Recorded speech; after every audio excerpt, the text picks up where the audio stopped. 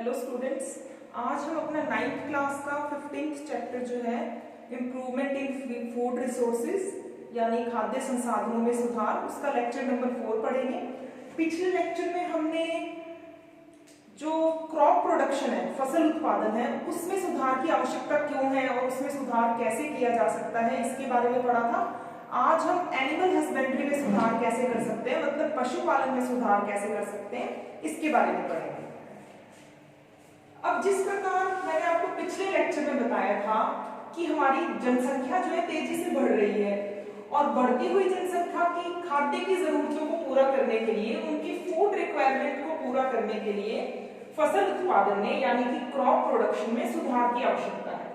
मतलब हमें ज्यादा से ज्यादा फूड की आवश्यकता है, इसीलिए क्या है, हमने ऐसे टेक्निक्स वगैरह कुछ यूज की जिससे हमारा क्रॉप प्रोडक्शन जो है, फसल उत्पादन जो है वो बढ़े। वो हमने पिछले लेक्चर में पढ़ लिया। अब हम पढ़ेंगे कि हमें पशुपालन में भी सुधार की आवश्यकता है। पशुपालन में हमें सुधार की आवश्यकता क्यों है? क्योंकि देखो, हमारी जनसंख्या बढ़ रही है और बढ़ती हुई जनसंख्या को अधिक से अधिक भोजन चाहिए, फूड की आवश्यकता है, फूड की रिक्वायरमेंट है। और हम बहुत सारे एनिमल प्रोडक्ट्स को भी फूड की तरह यूज करते हैं, ठीक है। जैसे कि हमें मिल्क चाहिए, मिल्क की रिक्वायरमेंट बढ़ रही है, वो एनिमल से मिलता है। और हमें एग्स चाहिए, मीट चाहिए, तो मिल्क की, एग की और मीट की, इन सभी एनिमल प्रोडक्ट्स की रिक्वायरमेंट जो है, जरूरत जो है दिन ब दिन बढ़ती जा रही है। तो इनकी बढ़ती हुई जरूरत को हम कैसे पूरा कर सकते हैं? पशुपालन में सुधार करके। पशुपालन को हम बोलते हैं एनिमल हस्बेंड्री। एनिमल हस्बेंड्री में इंप्रूवमेंट करके हमें ये एनिमल प्रोडक्ट्स जो है ज्यादा क्वांटिटी में मिलेंगे और अच्छी क्वालिटी में मिलेंगे, ठीक है। तो हमें क्या है, पशुपालन में भी सुधार की आवश्यकता है। तो पहले हम पढ़ते हैं कि एनिमल हस्बेंड्री यानी पशुपालन क्या होता है। जो घरेलू पशु होते हैं, मतलब हमारे जो पेट एनिमल्स होते हैं, घरेलू पशु, उनको वैज्ञानिक तरीके से पालना, इसी को हम क्या कहते हैं, पशुपालन कहते हैं, एनिमल हस्बेंड्री बोलते हैं, ठीक है। पेट एनिमल्स को साइंटिफिक मेथड से उनको पालना, उसी को हम क्या कहते हैं, पशुपालन यानी कि एनिमल हस्बेंड्री कहते हैं, ठीक है। अब एनिमल हस्बेंड्री में किन बातों का विशेष ध्यान रखा जाना चाहिए, किन बातों पे हमें ध्यान देना चाहिए, वो ये है, पशुओं का जो भोजन है, मतलब फीडिंग ऑफ एनिमल्स, जो हमारे पशु हैं जिनका हम पशुपालन कर रहे हैं, जिनके एनिमल हस्बेंड्री कर रहे हैं, उनको अच्छी क्वालिटी का भोजन मिले जिसमें सारे न्यूट्रिएंट्स हों, फाइबर भी हो, प्लस में उनमें न्यूट्रिएंट्स भी हो, ठीक है, जिससे वो अच्छे से ग्रो कर पाए, ठीक है। तो जिससे वो अच्छा मिल्क देंगे और अच्छी क्वालिटी का हमें मीट भी मिलेगा। तो पशुओं के भोजन पे ध्यान देने की आवश्यकता है, फीडिंग ऑफ एनिमल्स पे हमें क्या है, ध्यान देना है। और उनके आवास मीन्स उनकी प्लेस ऑफ लिविंग, जहाँ पे हम उनको रख रहे हैं, जिस जगह पे हम उनको पाल रहे हैं, उस पे भी हमें ध्यान देने की बहुत आवश्यकता है, उनकी प्लेस ऑफ लिविंग पे, ठीक है। 1 मिनट।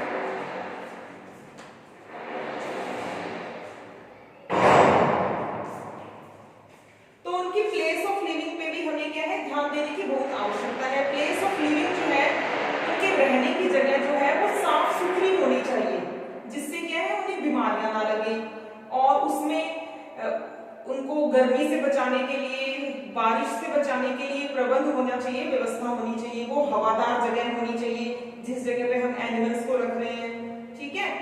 फिर है उनका नस्ल सुधार, हमें उनकी ब्रीडिंग पे भी ध्यान देना है कि उनका जो नस्ल सुधार है, जिससे हमें अच्छी क्वालिटी के एनिमल्स मिले, उनकी नस्ल सुधार पे भी ध्यान देना होता है।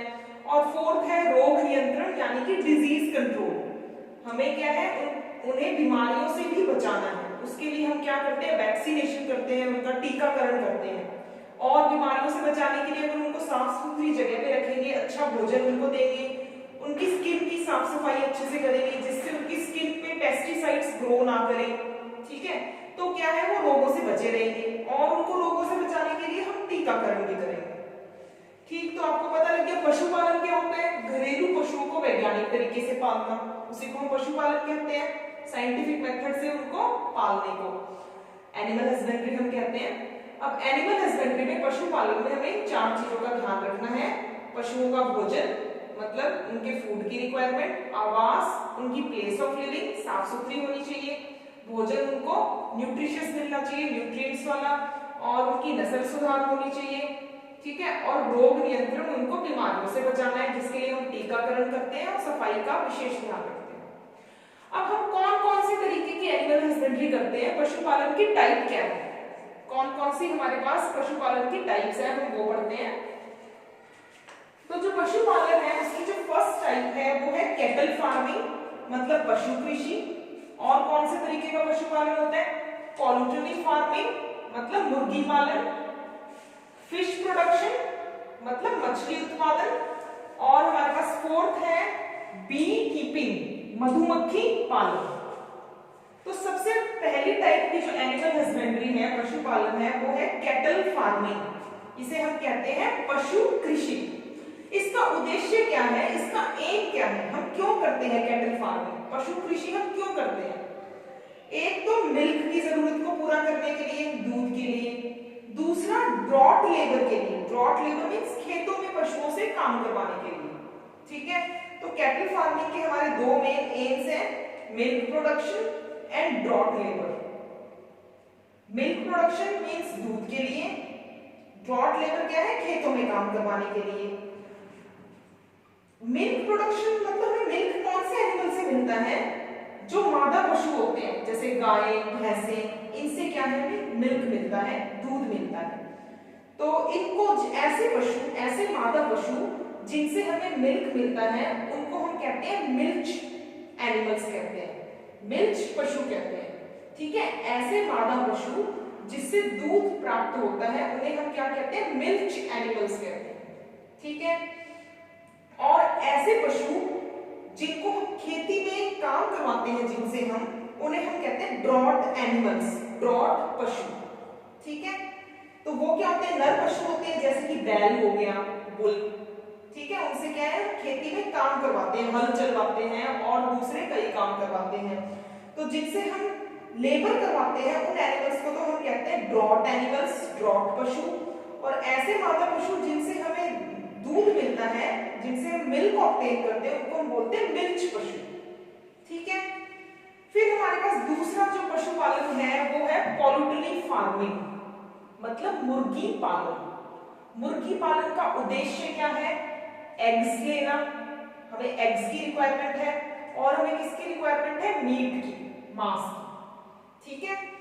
तो एग्स के लिए क्या करते हैं, हम मुर्गी पालन करते हैं, या फिर हम मांस के लिए मुर्गी पालन करते हैं, चिकन के लिए। अब मुर्गियां जो है दो प्रकार की होती हैं, एक तो होती है ब्रॉयलर्स और एक होती है लेयर्स। ब्रॉयलर्स कौन सी होती है, जिनसे मांस प्राप्ति के लिए हम जिनको पालते हैं, ठीक है, मीट के लिए, चिकन के लिए जिन मुर्गियों को हम पालते हैं, उन्हें हम बोलते हैं ब्रॉयलर्स। और जिन मुर्गियों को हम अंडों के लिए पालते हैं, उन मुर्गियों को हम बोलते हैं लेयर्स, ठीक है।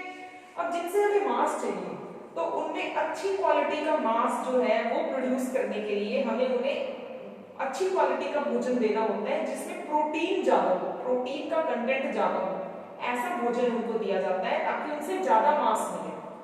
जिनसे हमें अंडों की प्राप्ति करनी है, एग्स के लिए जिन मुर्गियों को पालते हैं, उन्हें हम कम प्रोटीन वाला भोजन भी दे सकते हैं, ठीक है। तो मुर्गी पालन किस लिए किया जाता है, एग्स के लिए, अंडों के लिए, और चिकन के लिए, मतलब मीट के लिए।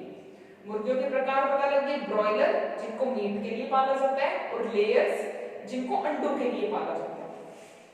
फिर हमारे पास अगली पशुपालन की टाइप है फिश प्रोडक्शन, मछली उत्पादन। इसका उद्देश्य जो है, एम जो है इसका क्या है, कि जो फिशेस होती है वो एक बहुत ही चीप सोर्स है प्रोटीन्स का, बहुत अच्छा सोर्स है वो प्रोटीन का, बहुत महंगा भी नहीं है।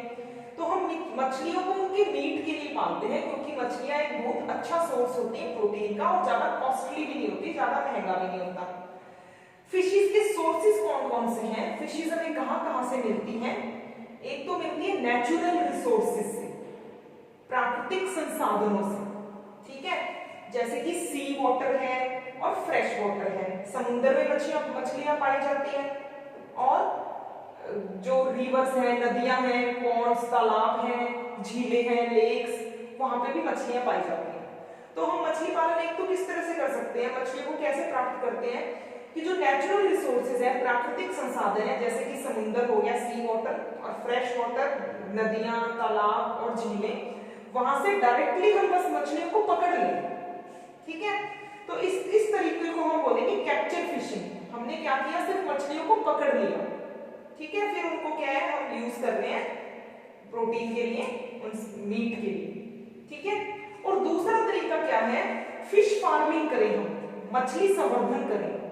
फिश फार्मिंग कैसे कर सकते हैं, कई बार क्या है जो पैडी क्रॉप होती है, राइस की जो क्रॉप होती है, उसी के साथ हम फिश फार्मिंग कर लेते हैं, क्योंकि जब हम चावल को उगाते हैं तो उसमें काफी ज्यादा पानी की रिक्वायरमेंट होती है, और उसी पानी में हम मछलियों को भी पाल लेते हैं।